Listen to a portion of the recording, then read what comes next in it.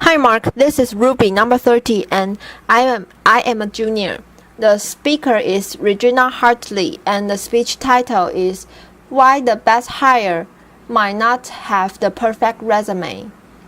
Your company launches a search for an open position. The application starts rolling in, and the qualified candidates are identified. Now the choosing begins. Person A, Ivy League 4.0. Flawless resume, great recommendations, all the right stuff. Person B, state school, fair amount of job hopping, and odd jobs like cashier and singing waitress. But remember, both are qualified. So I ask you, who are you going to pick?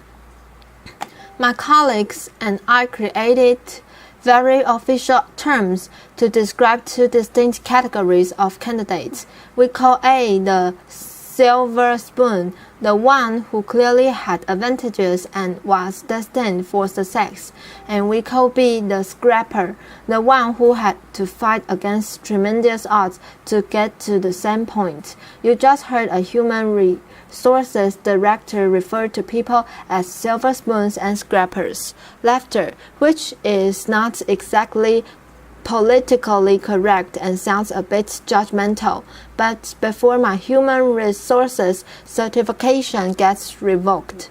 Laughter, let me explain.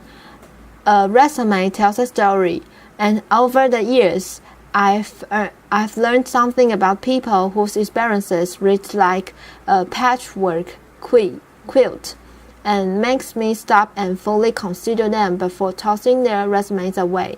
A series of odd jobs may indicate inconsistency, lack of focus, unpredictability, or it may signal a committed struggle against obstacles. At the very least, the scrapper deserves an interview. To be clear, I don't hold anything against the silver spoon. Getting into the graduating from an elite university takes a lot of hard work and sacrifice. But if your whole life has been engineered toward success, how will you handle the tough times?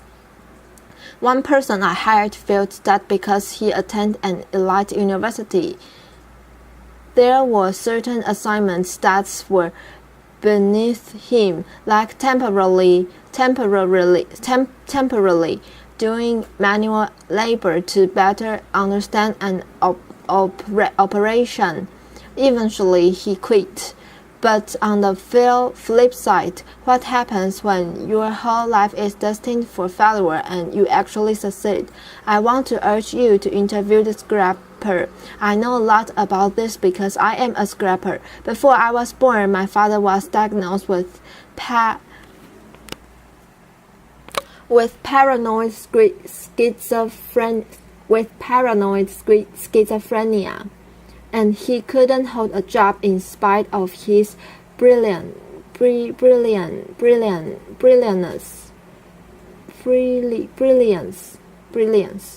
Our lives were one part cuckoo nest, one part awakenings, and one part a beautiful mind.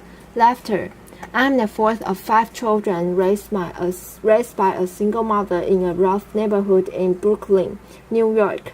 We never owned a home, a car, a washing machine, and for most of my childhood, we didn't even have a telephone. So I was highly motivated to understand the relationship between business success and scrappers, because my life could easily have turned out very differently. As I met successful business people and read profiles of high-powered leaders, I noticed some commonality.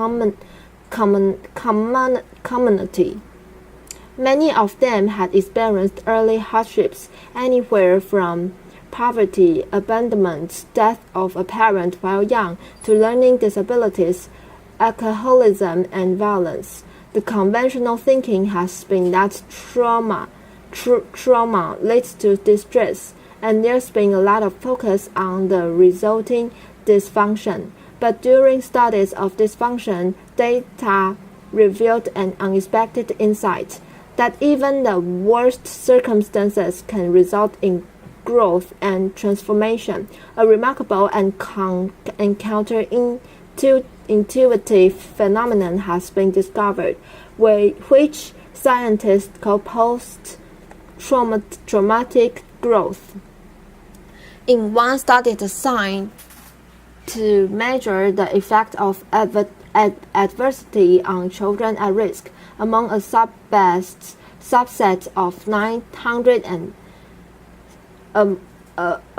subset of 698 children who experienced the most severe and extreme conditions, fully one-third grew up to lead healthy, successful, and productive lives. In spite of everything and against tremendous odds, they succeed, one-third.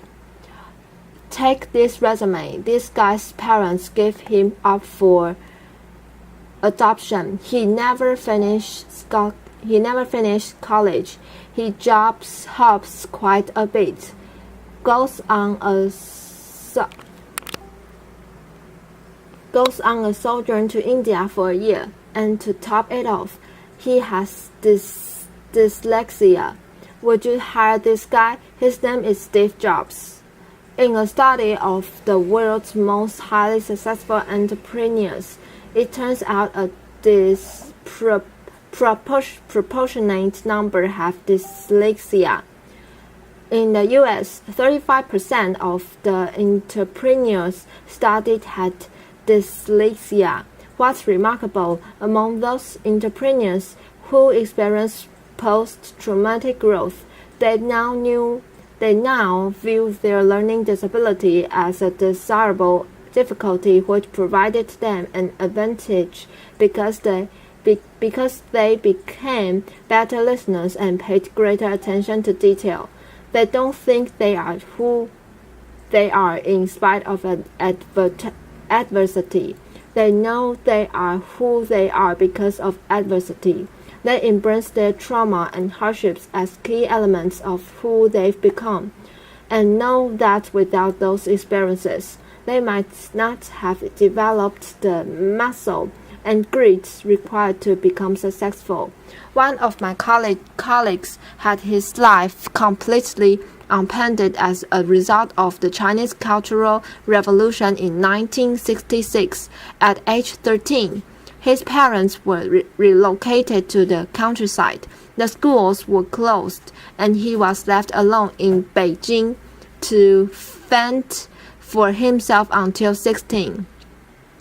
When he got a job in a clothing factory, but instead of accepting his fate, he made a resolution that he would continue his formal education. 11 years later, when the political landscape changed, he heard about a highly selective university admissions test. He had 3 months to learn the entire curriculum of middle and high school. So every day he came home from the factory, took a nap, studied until 4 a.m., went back to work, and repeated this cycle every day for 3 months. He did it. He succeeded. His commitment to his education was unwavering, and he never lost hope. Today, he has a master's degree, and his daughters each have degrees from Cornell and Harvard.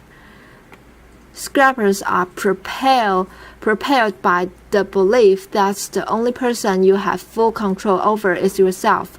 When things don't turn out well, scrappers ask, what can I do differently to create a better result? Scrappers have a sense of purpose that prevents them from giving up on themselves. Kind of like if you've survived poverty, a crazy father, and several muggings. You figure business challenges, laughter. Really? Piece of cake. I got this. Laughter. And that reminds me, humor. Scrappers know that humor gets you through the tough times, and laughter helps you change your perspective. And finally, there are relationships. People who overcome adversity don't do it alone. Somewhere along the way, they find people who bring out the best in them and who are invested in their success. Having someone you can count on no matter what is essential to overcoming adversity. I was lucky. In my first job after college, I didn't have a car, so I carpooled across 2 bridges with a woman who was the president's assistant. She watched me work and encouraged me to focus on my future and not dwell on my past. Along the way, I've met many people who've provided me brutally honest feedback, advice, and mentorship. These people don't mind that I once worked as a singing waitress to help pay for college. Laughter. I've left you with one final, valuable insight. Companies that are committed to diversity and inclusive practices tend to support scrappers and outperform their peers, according to Diversity Link. According to Diversity Inc., a study of the top 50 companies for diversity outperformed the S&P 500 by 25%. So back to my original question. Who are you going to bet on, Silver Spoon or Scrapper? I say choose the underestimated contender whose secret weapons are passion and purpose. Hire the Scrapper. Applause. This is the end of my recording. Thank you for listening.